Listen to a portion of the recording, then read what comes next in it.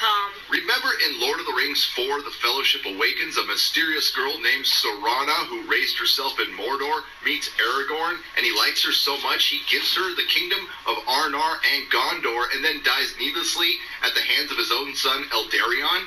And do you remember in Lord of the Rings 5, The Last Wizard, Sorana goes to the Undying Lands to retrieve Gandalf, who has given up wizarding and taken up drinking, only to return to Middle-earth and find it wiped out completely by Aragorn's evil son Eldarion? And do you remember in Lord of the Rings 6, The Rise of Baggins, when the mysterious Sorana is revealed to be Sauron's granddaughter? She teams up with Eldarion because he's turned good now, and they remake the One Ring so they can resurrect Sauron to kill him better, and then she takes the Baggins last name. There has been a lot of people for a long time here on YouTube trying to warn you this was going to happen, but it turns out Disney Star Wars failure is complete, and they have themselves to blame. It's a damn shame that this is John Williams' final Star Wars soundtrack, made worse that it's for Disney Star Wars. But maybe, just maybe, the Fandom menace has friends within Lucasfilm, and that's how this thing got released. Now, at this point, you might want to dip out, because I don't want to spoil The Rise of Skywalker for you. But I also must mention that this is rumor. These are not facts, although it looks like it's getting close to that. I will still call this a rumor and possible spoilers ahead. Also, the track list has not been confirmed, although the link to it was killed. So again, this is just rumor, nothing confirmed. And just like in my last leaks video, I'm going to focus on Palpatine because that is the worst crime committed against George Lucas's Star Wars. And we're just going to go over a little bit of this track list just to compare it to a few key moments in Jedi Pax's leaks. And here is the track list. We have Prologue, Falcon Flight, We Go Together, and this must be the point where Rey, Finn, and Poe finally get together for the first time in the third film, yet they're C-3PO's old friends. In the desert, well, we've seen the rave scene, and A Prisoner. This is a key point. This is when Chewbacca is taken prisoner by the First Order, and this is something they've pointed out. Then we have Kamiji. Now, this was misspelled in the leaks. I think it was Kajimi, but I believe this is more confirmation. Hallway shooting, we've seen that in the trailers. Hard to get rid of. This must be a song about Kathleen Kennedy. Join me, this must be a Skype call with Reylo. The old Death Star, which should be pulverized, yet it still exists. Off the waterfront, don't care. Final saber duel. Well, I guess this is the third time that Rey will defeat Kylo. I think this time she kills him. And here is the most key point, healing wounds. So it looks like my good friend Ryan at RK Outpost was spot on when he said that Baby Yoda's Force abilities were being used in The Mandalorian to explain away Rey's. And now we have Space Jesus. That's what Jedis are. Advice, Battle of the Resistance, approaching the throne, and we'll get into that. Parents, again, a key point in the leaks. Coming together, this is obviously when Kylo and Rey get together. Maybe we get a little Reylo, more on that in a second. Seeing sights, this could be Derp Rey or Force Ghosts. Rescue, farewell, and most importantly, a new home. This is obviously Tatooine, and this is obviously the point when Rey adopts the name Skywalker, giving Emperor Palpatine complete and total victory over the Skywalker family. The leaks were updated yesterday by Jedi Paxis, and while I won't say there's confirmation as compared to the track list, I will say it's confirmed that any fan of Disney Star Wars has been wasting their time, just like Game of Thrones. So, towards the end of the leaks, note, here's what I think people are going to end up discussing most about this post. Apparently, Palpatine does in fact bend into the ravine. So I guess he knocks Ben into the ravine, claiming he is the last in the Skywalker line. So he kills Ben, knocks him over a cliff, and that's it for Ben. Or is it?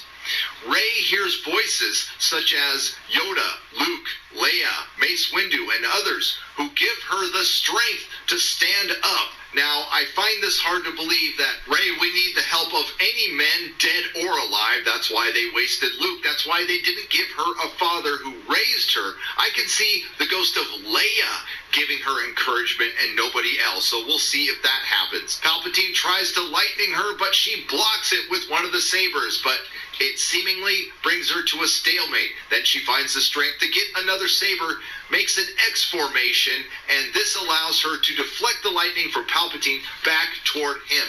Palpatine apparently disintegrates and explodes, causing the arena to crumble. They must have done this in lieu of her stomping his ass, but in a way, that's kind of her doing it still. This is where new information comes into the picture, because apparently this crumbling arena kills Rey. Ben apparently climbs out of the pit, finding a dead Rey, and decides to give his life for her. Of course he does. The final Skywalker would sacrifice himself on the altar of Rey. That is completely appropriate for Jar Jar Abrams and Rian Johnson's Disney Star Wars trilogy. He uses the healing trick to save Rey, but draining his life force in the process. Then there's a weird fanfic moment where they kiss and he dies. That is incredibly cringe, and I want this to be true so badly, but the follow-up is actually worse. The ending described is also slightly different than I had previously told.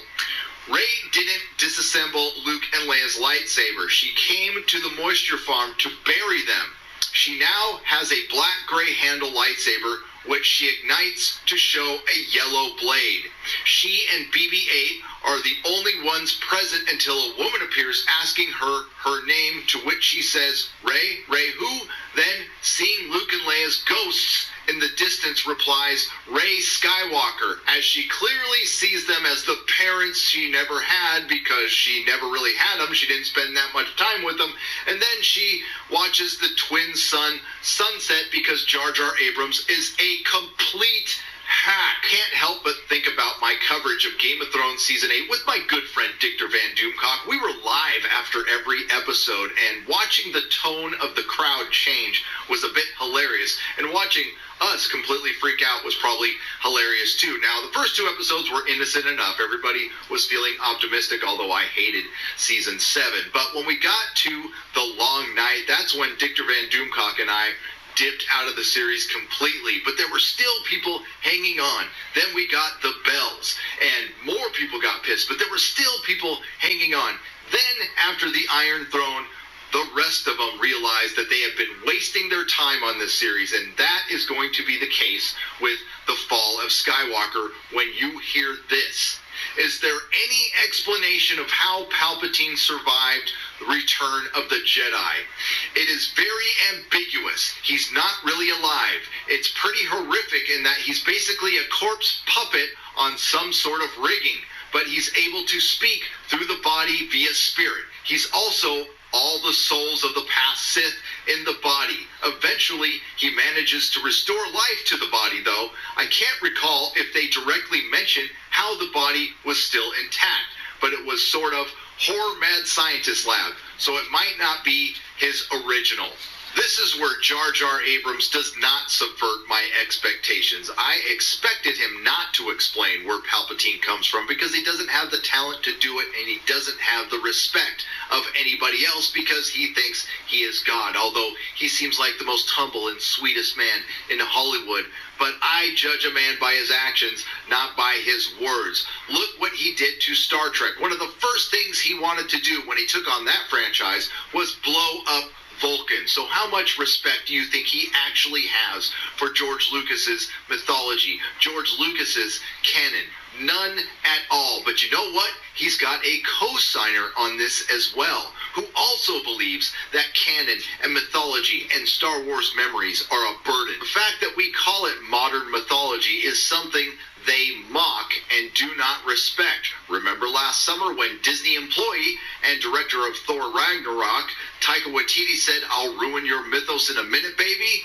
Well, that was bad enough, but consider hearing it from somebody who is in charge of Disney. Following the conclusion of the Skywalker trilogy this month, Mr. Iger said he wants the next set of movies to be more accessible to the common moviegoers, unburdened by decades of Star memories. Again, I spoke about that in my last video, but I wasn't left with enough time to elaborate, so I just mocked Bob Iger instead of talking about the actual seriousness of the Star Wars memories and why that is the single most important thing to this franchise and why it exists to this very day. And for you to say something like that will unburden you of thousands of fans. But he knows that will likely alienate some fans. Not some fans, a hell of a lot of fans. You can't make everyone happy, he said. You're never going to please everyone? That's it, the thing I hear the most, all the time in my live streams and my comment sections. If it wasn't for all those Star Wars memories, if it wasn't for all those good George Lucas stories, we could just move ahead with some really great Disney Star Wars. And it's just such a shame and wasted opportunity that George Lucas's Star Wars wasn't accessible. It would have been such a bigger hit. The reason I don't bother reading most of the spoilers is this movie looks boring and meandering. Again, it's going to be a total disaster, and now I'm convinced it will not make $2 billion.